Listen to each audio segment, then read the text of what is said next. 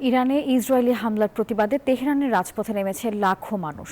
যুক্তরাষ্ট্র বিরোধী প্রতিবাদে কম্পিত হয় দেশটির বিভিন্ন শহর। এমনকি খামেনির প্রতি সমর্থন জানিয়ে যুদ্ধ অব্যাহত রাখার আওয়াজ তোলেন তেহরানবাসী। প্রতিবাদ জানিয়েছে লেবানন, মালয়েশিয়া, ইন্দোনেশিয়া সহ একাধিক দেশ।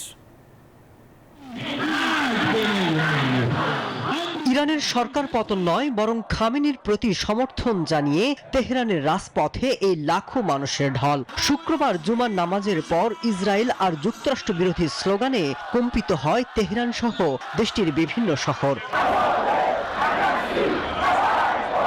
বিক্ষোভে ইরানের উচ্চ পর্যায়ের অনেক কর্মকর্তাকে অংশ নিতে দেখা গেছে। সাধারণ তেহরানিরা বলছেন, গাজায় বর্বরতা আর মধ্যপ্রাচ্যে ইসরায়েলের আগ্রাসন বন্ধে প্রয়োজনে তারা জীবন দিতে প্রস্তুত।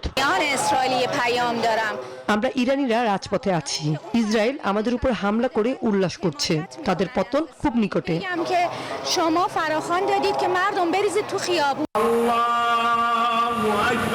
পবিত্র জুমার নামাজের শেষে ইরানিদের প্রতি সমর্থন জানিয়ে প্রায় 10,000 ইরাকি বিক্ষোভ করেছে।